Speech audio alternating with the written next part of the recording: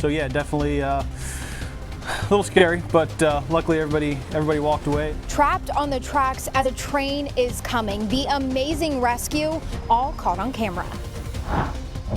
In a free country, citizens are not surveilled. The police can check those cameras and find out what's going on. Deflock Franklin County, a push to get rid of surveillance cameras within the Chambersburg area. A Lancaster County teen's mother, one of 4 people newly charged in connection to the shooting that killed him. How investigators came to this new realization. A brief break from the high heat and storm chances. Find out when the showers and thunderstorms return coming up. The state says Republicans are narrowing the gap on one key voter registration figure. Do those numbers tell the whole story? WGAL News 8 at 5 starts now. They are popping up and expanding across Pennsylvania, becoming controversial everywhere they appear.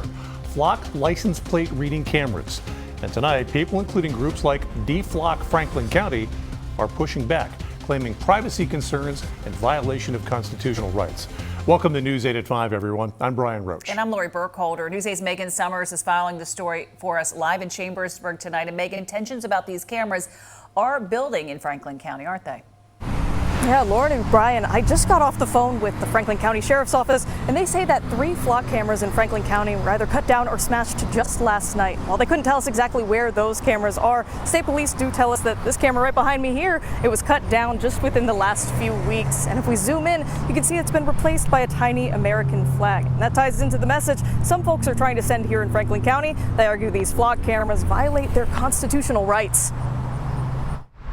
Here's a flock camera standing up this time. Flock says these machines catch license plates and identifying features of cars. Flock says it partners with municipalities and police departments to help catch criminals through real-time surveillance. But on Austin McDaniel's car, those cameras catch a message against them. Austin wants to stop the flock. I mean, every morning I leave my house and I pass one of these cameras on my way to work in the morning. I don't want you to be able to know I left my house on this day at this time, or I went into, the giant parking lot at this day on this time, 2 weeks ago. Austin runs Deflock Franklin County on Facebook. The group even spoke out at the most recent county commissioners meeting. Austin says these cameras violate his Fourth Amendment rights. While there has been no court ruling on ALPRs specifically,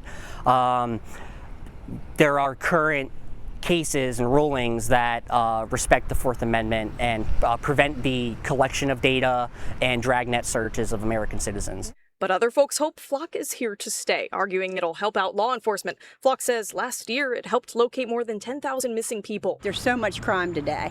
And I think that when they're there, the police can check those cameras and find out what's going on and find the people that are doing the crimes. We asked Flock where we can find these cameras in the Susquehanna Valley, but they would not reveal that information. Now, state police are reportedly investigating who has been violating and vandalizing all of these flock cameras. And Austin from Deflock tells us that they do have a protest planned this weekend against those cameras. Live in Chambersburg, Megan Summers, WGAL News 8.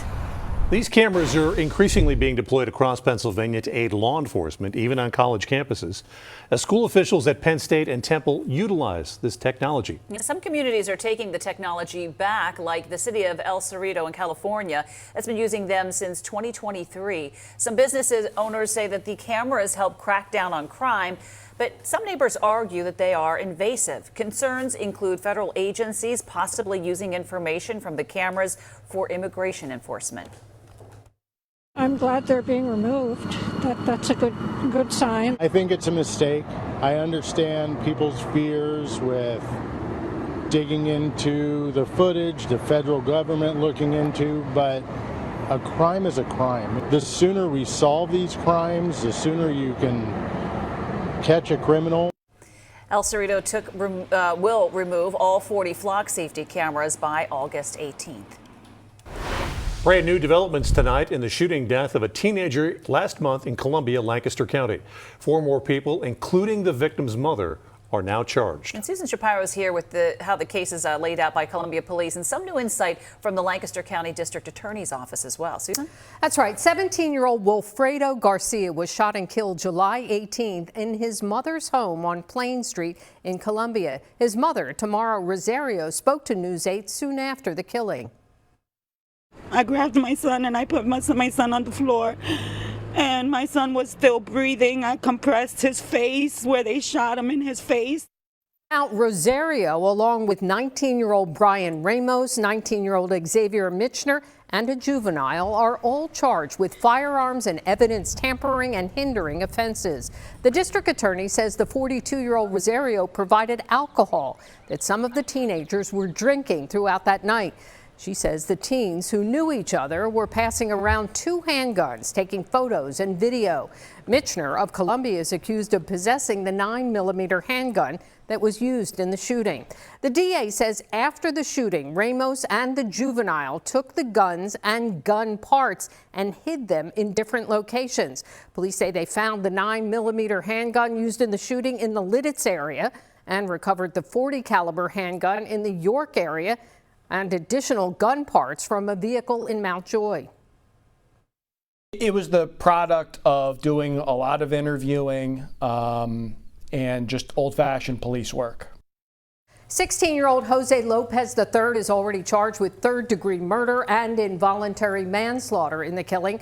Lopez is accused of handling the 9mm handgun when it discharged and hit Garcia in the head. Back to you. Susan, thank you. We are also learning more tonight about a Lancaster County man accused in 2 stabbings. Charging documents laid out against 21-year-old Jared Gower also say the morning of July 18th, hours before he was arrested, he threatened and raped a woman. Columbia police say the victim told them Gower threatened her by claiming he had killed one of her friends. 2 days prior, Gower allegedly stabbed his grandfather and then stabbed someone else the morning of the 18th. He was arrested after attempting to hide from law enforcement. A 23-year-old man is now charged in a deadly crash that sent 2 vehicles into the Susquehanna River last week. The person charged allegedly left the scene, with police saying he was behind the wheel of one of the vehicles, and tonight they are still looking for him. Mikhail Cotton is newly charged with leaving the scene of an accident involving death or personal injury, driving with a suspended license, and failing to give information or render aid. Police allege that he was driving one of the cars involved that investigators say was traveling at high speed before the crash. 20-year-old Sage Zink of Columbia Borough died drowning after the crash last Thursday around 2:30 in the morning. The crash happened again at 2:30 in the morning in the area of Water Street and Charlestown Road in Washington Borough. And again, 20-year-old Sage Zink of Columbia died from that drowning. Investigators believe both vehicles had, again, been traveling at a high speed before the crash.